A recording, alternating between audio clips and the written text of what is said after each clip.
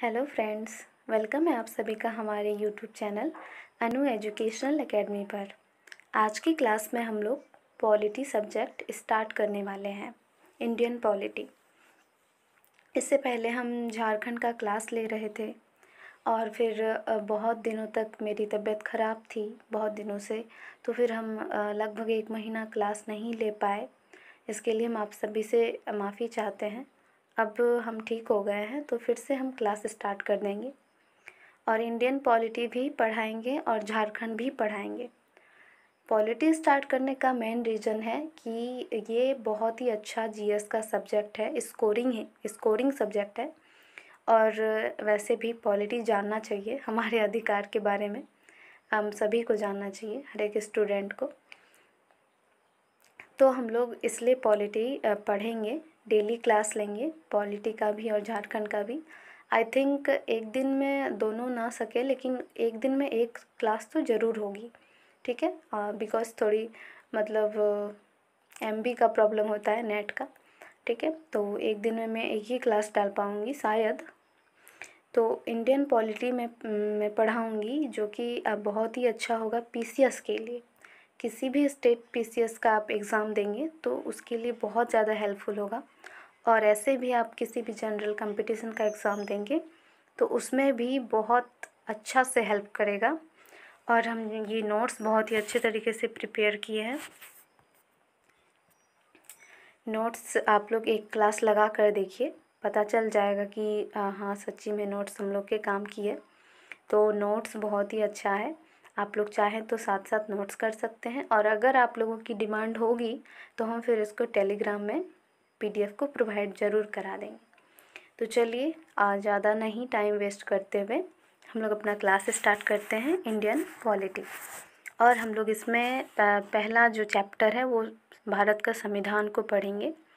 और अभी ये पार्ट 1 है संविधान का, क्योंकि एक ही क्लास में पूरा नहीं हो सकता है, कम से कम 3-4 क्लास शायद लग जाए, और भी ज़्यादा लग सकते हैं, अभी मैं नहीं कह सकती, ठीक है। तो मैं उसमें मेंशन कर दूंगी पार्ट 1 पार्ट 2, और अलग प्लेलिस्ट बना दूंगी इंडियन पॉलिटी का और झारखंड का अलग, ठीक है फ्रेंड्स। तो आप लोग मेरे चैनल को लाइक शेयर सब्सक्राइब कर दीजिएगा, इतनी अच्छी कंटेंट मिलेगी आप सभी को। चलिए तो स्टार्ट करते हैं। संविधान, भारत का संविधान। संविधान को जानने से पहले संविधान सभा को जानना पड़ेगा कि क्या है संविधान सभा। तो देखते हैं, संविधान सभा के द्वारा भारतीय संविधान का निर्माण किया जाता है। देख रहे हैं आप लोग, 2 वर्ड, एक संविधान सभा और एक संविधान। तो इसके द्वारा बोला जा रहा है कि संविधान का निर्माण होता है, ठीक है। तो पहले हम लोग इसको जानते हैं कि ये संविधान सभा है क्या। तो आप लोग नेक्स्ट ही पॉइंट पढ़ेंगे कि संविधान सभा कुछ चुने हुए प्रतिनिधियों की सभा है जिसके द्वारा किसी भी देश का संविधान का निर्माण किया जाता है। क्लियर हुआ। संविधान सभा में कुछ लोग आते हैं, चुन के कुछ लोग आते हैं, और वही लोग जो है वो किसी भी देश के संविधान का निर्माण करते हैं। चलिए, ये चीज़ क्लियर है। अब हम लोग देखते हैं कि संविधान सभा शब्द का सबसे पहले किसने प्रयोग किया था। तो एक विद्वान है ब्रिटेन के, हेनरी मैन, इनके द्वारा, ठीक। अब हम लोग नेक्स्ट पॉइंट पर देखते हैं कि सबसे पहले संविधान सभा मतलब होना चाहिए भारत में, संविधान सभा के द्वारा संविधान का निर्माण होना चाहिए, ये बात किसने कही। तो ब्रिटिश भारत में सर्वप्रथम बाल गंगाधर तिलक जी ने, ठीक है, 1895 ईस्वी में अप्रत्यक्ष तौर पर संविधान सभा द्वारा संविधान के निर्माण की बात कही, ठीक है। इसमें बहुत सारे पॉइंट है, देखिए। ब्रिटिश भारत यानी कि उस टाइम हमारा भारत आज़ाद नहीं था, ब्रिटिश शासित देश था, इसीलिए ब्रिटिश भारत। और उस टाइम बाल गंगाधर तिलक जी ने 1985 में अप्रत्यक्ष तौर पर, यहाँ पर हम 2 वर्ड क्लियर करना चाहते हैं, एक प्रत्यक्ष और एक अप्रत्यक्ष। अप्रत्यक्ष दैट मीन्स इनडायरेक्टली, यानी कि आप जो है वो डायरेक्ट कन्वर्सेशन नहीं कर रहे हैं किसी से, किसी के थ्रू या किसी जैसे लिख कर बोल रहे हैं, ठीक है। तो बोल के डायरेक्ट वो नहीं रख पा रहे हैं वो चीज़। और प्रत्यक्ष मतलब डायरेक्टली आप कन्वर्सेशन या डायरेक्टली कह रहे हैं, प्रत्यक्ष तौर पर कह रहे हैं, ठीक है।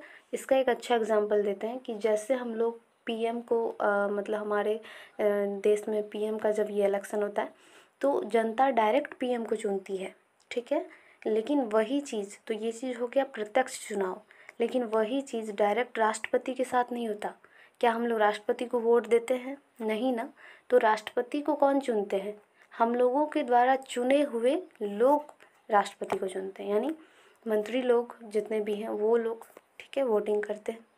तो ये चीज़ हो गई इनडायरेक्टली, कि डायरेक्ट जनता नहीं कर रही है। तो यहाँ पर आप लोग 2 वर्ड क्लियर रखेंगे। तो ये जो है बाल गंगाधर तिलक जी सबसे पहले इनडायरेक्टली अपने लेख, इनका एक लेख है स्वराज वीर, इसमें इन्होंने लिखा था कि संविधान सभा के द्वारा संविधान का निर्माण होना चाहिए भारत में, ठीक है। चलिए आगे देखते हैं। आगे गांधी जी ने भी इस बात को कही, ठीक है। इन्होंने क्या कहा कि भारतीय संविधान का निर्माण, ठीक है, यहाँ पर छूट गया है, तो भारतीय संविधान का निर्माण भारतीय जनता की इच्छा के अनुसार होनी चाहिए, ठीक है। इन्होंने भी कहा, इनडायरेक्टली इन्होंने भी कहा।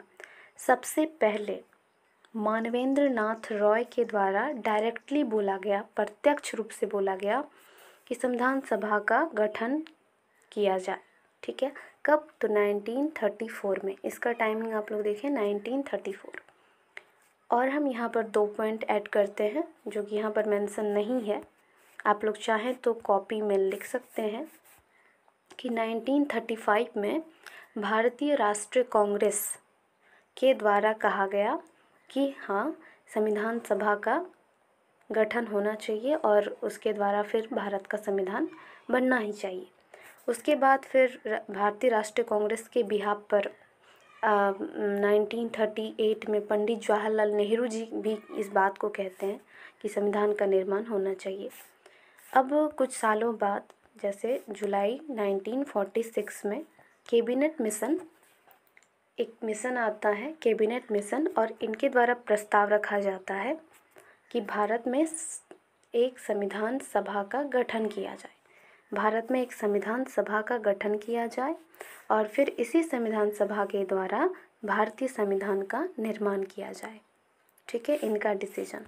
अब फिर कैबिनेट मिशन के अनुसार ही भारतीय संविधान सभा में 389 सदस्य होने चाहिए, ठीक है। 389 सदस्यों को लिया जाना था, 389 सदस्यों को, ठीक है, कैबिनेट मिशन के अनुसार।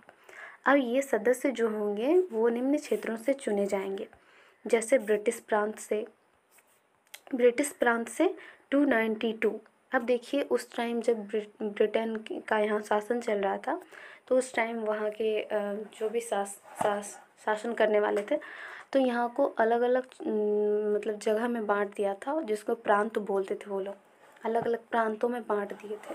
तो टोटल यहाँ पर 11 प्रांत थे, ठीक है। तो 11 प्रांत से आपका 292 सदस्य चुना जाना था और 4 चीफ कमिश्नरी क्षेत्र था, ठीक है।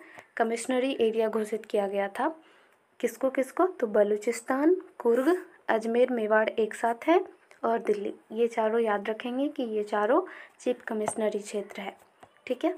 फिर इनसे 4 सदस्य को लेना था, यहाँ से 11 प्रांत से 292 सदस्य और इधर 4 चीफ कमिश्नरी क्षेत्र से 4 सदस्य, ठीक है। उसके बाद 93 देसी रियासत से 93 सदस्यों को लिया जाना था। अब ये देसी रियासत क्या है? तो आज़ादी के पहले बहुत सारे हमारे यहाँ राजा महाराजा हुआ करते थे, उनका अपना साम्राज्य हुआ करता था।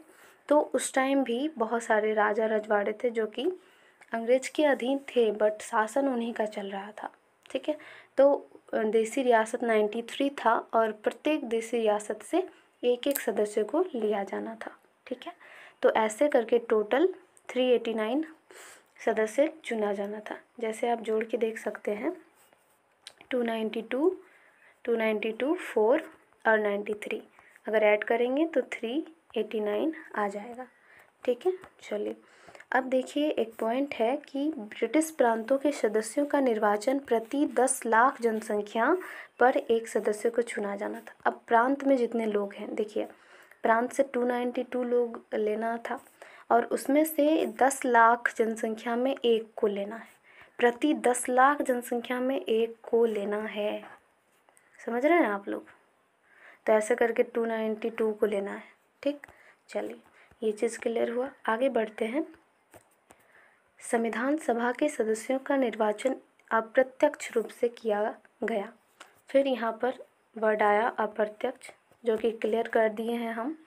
अप्रत्यक्ष निर्वाचन हुआ, ठीक है, ऑब्वियसली निर्वाचन हुआ, बट अप्रत्यक्ष तौर पर, डायरेक्ट जनता नहीं चुनी है। तो ये चीज़ आप लोग ध्यान रखें। ब्रिटिश प्रांतों के सदस्यों के निर्वाचन के लिए 3 समुदाय सामने आए। देखिए प्रांत में जो निर्वाचन हो रहा था, ठीक है, तो वहाँ पर 3 समुदाय गुट बन गए, एक सिख, एक मुस्लिम लीग और एक सामान्य। ठीक है, अब सामान्य में कौन कौन आएगा? तो मुस्लिम लीग और सिख को छोड़कर जितने भी आएंगे वो आ जाएंगे सामान्य में। ठीक है, तो ये ध्यान रखें। उसके बाद आगे पढ़ते हैं। तो 296 सदस्यों का चुनाव जिन राजनीतिक पार्टियों से की गई थी उसमें से सबसे बड़ी पार्टी कांग्रेस थी। अब 292 जो था वो आपका प्रांतों से था और 4 जो था वो चीफ कमिश्नरी क्षेत्र से था। ऐसे करके 296, और इन्हीं 296 का जो चुनाव हुआ उसमें अलग अलग पार्टी थी। तो 208 सदस्य जो है वो कांग्रेस पार्टी से चुने गए थे, 72 सदस्य जो है वो मुस्लिम लीग से चुने गए थे, 8 सदस्य जो है वो छोटे छोटे राज्यों से और 7 जो है वो निर्दलीय पार्टी से। ठीक है, तो ये हो जाएगा आपका 296, ये याद रखेंगे। उसके बाद 93 तो बच गया ना, देसी रियासत वाले सब। आगे बढ़ते हैं, आगे ही पॉइंट है देसी रियासत के बारे में। तो आप लोग यहाँ पर देखें कि देसी रियासतों के सदस्यों का राजा के द्वारा मनोनयन होना था। अब यहाँ पर पॉइंट समझने वाली बात है कि हम लोग 296 सदस्य का क्या किए, चुनाव किए, ठीक है, निर्वाचन हुआ, लेकिन भले ही इनडायरेक्टली हुआ बट निर्वाचन हुआ तो सही, लेकिन यहाँ पर कोई निर्वाचन नहीं, देसी रियासत में मनोनयन होना था। यानी कि उस देसी रियासत के राजा के द्वारा किसी एक व्यक्ति को मनोनीत कर लिया गया, यानी कि मान लिया गया कि आप जाओ तो आप चले जाएंगे, फिर उसमें किसी का भी जो है वो बात नहीं उठेगा। राजा जिसको कर देंगे मनोनीत वही हो जाएंगे। तो राजा की इच्छा पर डिपेंड करता है। देखिए यहाँ पर लिखा हुआ है, देसी रियासतों के सदस्यों का राजा के द्वारा मनोनयन होता था। वो अपने एरिया से एक किसी को भेज देंगे कि आप जाओ और संविधान सभा में सदस्यता निभाओ। ठीक है, चलिए आगे देखते हैं। अब 296 सीटों का निर्वाचन शुरू हो गया। जब ये प्रोसेस हुआ तो ये इसका निर्वाचन तो होना था, बाकी इसका तो मनोनयन होना, तो इसमें टाइम तो लगता नहीं। तो इसका निर्वाचन शुरू भी हो गया और जुलाई 1946 के अंत में, देखिए जुलाई 1946 में ही काम स्टार्ट हुआ था, है ना, मिशन आया और मिशन के द्वारा सब चीज़ हुआ और इसके अंत तक 1946 के अंत तक चुनाव कार्य पूरे भी कर लिए गए। ठीक है, चलिए आगे बढ़ते हैं। मुस्लिम लीग हम लोग देखें कि उससे 73 सदस्य जो है वो निर्वाचित हुए थे और 208 जो है वो कांग्रेस। तो इस वजह से मुस्लिम लीग ने अपने को छोटे पार्टी के रूप में समझा तथा कांग्रेस को बड़े पार्टी के रूप में समझा। इस कारण मुस्लिम लीग ने अंतरिम सरकार के गठन में शामिल होने से इनकार कर दिया। अब देखिए, वो खुद को छोटा समझ रहे थे कि मेरी कोई वैल्यू नहीं रहेगी, मेरा बात नहीं चलेगा, यहाँ पर तो बड़ा कांग्रेस की पार्टी है। इसलिए उसने जो सरकार बन रही थी आज़ादी के पहले, अंतरिम सरकार डिसीजन लेने के लिए, उसमें उन्होंने भाग ही नहीं लिया, पार्टिसिपेट ही नहीं किया। ठीक है, और इधर जो है वो उस टाइम वायसराय थे आपका लॉर्ड बेबल, इन्होंने पंडित जवाहरलाल नेहरू को सरकार बनाने के लिए आमंत्रित कर दिया कि आप सरकार बनाइए। ठीक है, इन्होंने आमंत्रित कर दिया और एक इधर मुस्लिम लीग वाले नाराज़ होकर बैठे हैं। ठीक है, तो अब क्या होता है, चूँकि मुस्लिम लीग चूँकि मुस्लिम लीग ने अंतरिम सरकार में शामिल नहीं होना चाहा और इसके द्वारा अंतरिम सरकार की गठन का विरोध भी किया गया, इसलिए मुस्लिम लीग ने 16 अगस्त 1946 को सीधी कार्यवाही दिवस के रूप में मनाई। ठीक है, एक तो ये उसमें पार्टिसिपेट नहीं कर रहे हैं, दूसरा उसका विरोध कर रहे हैं, और फिर 16 अगस्त 1946 को सीधी कार्यवाही दिवस के रूप में भी मनाया। ये अगस्त में कार्यवाही दिवस मना रहे हैं और इधर सितंबर में नेहरू जी अंतरिम सरकार गठित कर लेते हैं। देखिए, लॉर्ड बेबल के आमंत्रित करने पर 2 सितंबर 1946 को अंतरिम सरकार का गठन नेहरू जी द्वारा कर दिया जाता है। वहीं दूसरी ओर मुस्लिम लीग द्वारा सीधी कार्यवाही दिवस मनाने से देश के विभिन्न हिस्सों में सांप्रदायिक दंगे फैले हुए थे। ठीक है, चलिए आगे बढ़ते हैं। अब इस स्थिति में लॉर्ड बेबल डिसीजन लेते हैं। ठीक है, ऐसी स्थिति में लॉर्ड बेबल ने मुस्लिम लीग को अंतरिम सरकार में शामिल होने के लिए समझाया और तब इनके समझाने पर, बेबल के समझाने पर मुस्लिम लीग के 5 सदस्यों को मंत्रिमंडल में शामिल किया गया। इस प्रकार अंतरिम सरकार का पुनर्गठन, फिर से अंतरिम सरकार गठित हुई, क्योंकि उसका तो उस वाले पे तो आया नहीं, तो वो भंग हो गया, उसका बहिष्कार भी हुआ। तो फिर 26 अक्टूबर 1946, देखिए सितंबर वाला नहीं हुआ, फिर 26 अक्टूबर में फिर से अंतरिम सरकार बनती है। ठीक है, तो अब हम लोग देखते हैं कि अंतरिम सरकार में कौन कौन सा मंत्री है और किस किस विभाग पर है। ठीक है, और मुस्लिम लीग से 5 सदस्य आए हैं, याद रहे आप सभी को। तो अंतरिम सरकार मतलब कि आज़ादी के पहले जो मंत्रिमंडल बना था, ठीक है, तो वो हो जाएगी। तो आप लोग देखें कि यहाँ पर मंत्री और क्या क्या विभाग मिला है। तो सबसे पहले है आपका पंडित जवाहरलाल नेहरू जी। इनको जो है वो अंतरिम सरकार का उपाध्यक्ष भी बनाया गया, प्लस ये विदेश मामले के मंत्री भी बनाए गए। तो अगर ऐसा क्वेश्चन पूछा जाए कि विदेशी मामलों के मंत्री आज़ादी से पहले कौन थे, तो फिर पंडित जवाहरलाल नेहरू। या फिर पूछ दिया जाए कि अंतरिम सरकार में विदेश मंत्री कौन थे, तो जवाहरलाल नेहरू। और अगर ऐसा पूछे कि जवाहरलाल नेहरू को किस विभाग क्या पद मिला था, तो फिर विदेश मंत्री। ठीक है, इसी तरह सरदार वल्लभ भाई पटेल, इनको जो है वो गृह मंत्री, सूचना एवं प्रसारण, राज्यों से संबंधित मंत्री। ठीक है, डॉक्टर राजेंद्र प्रसाद जी को कृषि एवं खाद्य मंत्री, जगजीवन राम को श्रम मंत्री। देखिए, ये सब आप बार बार पढ़ेंगे तो ही याद होगा। ठीक है, और कहीं कहीं ट्रिक काम कर जाता है, कहीं कहीं ट्रिक नहीं लगता है, और ट्रिक भी मतलब याद रखना पड़ेगा, ऐसा नहीं कि मतलब ट्रिक में भी ट्रिक लगाता है लोग, ऐसा नहीं। तो बार बार पढ़िए, याद हो जाएगा। जैसे कि यहाँ पर आप ट्रिक लगा सकते हैं, जगजीवन राम, जीवन जीने के लिए श्रम करना पड़ता है, तो ये जीवन से श्रम को जोड़ लें और याद रखें कि जगजीवन राम श्रम मंत्री। और बलदेव सिंह, बल, इसके अंदर बहुत ज़्यादा बल है, यानी स्ट्रॉन्ग है, तो इसको रक्षा मंत्री बोल दिए। ठीक है, फिर लियाकत अली को वित्त मंत्री, चक्रवर्ती राजगोपालाचारी, इनका नाम देख रहे हैं, चक्रवर्ती है, ये महान है, ये शिक्षा मंत्री है और कला मंत्री। CH भाभा, देखिए कार्य खान एवं ऊर्जा मंत्री। जॉन मथाई, उद्योग एवं नागरिक आपूर्ति मंत्री। अब्दुल रब निस्तार, डाक और वायु मंत्री। आसफ अली, रेलवे और परिवहन मंत्री। और आगे देखें, आई चुंदरीगर, वाणिज्य मंत्री। गजनफर अली खां, स्वास्थ्य मंत्री। और जोगेंद्रनाथ मंडल, विधि मंत्री। तो ये को क्लास अच्छी लगी होगी, तो प्लीज़ मेरे चैनल को लाइक शेयर सब्सक्राइब कर दीजिएगा। मिलते हैं एक नई वीडियो के साथ, तब तक के लिए धन्यवाद।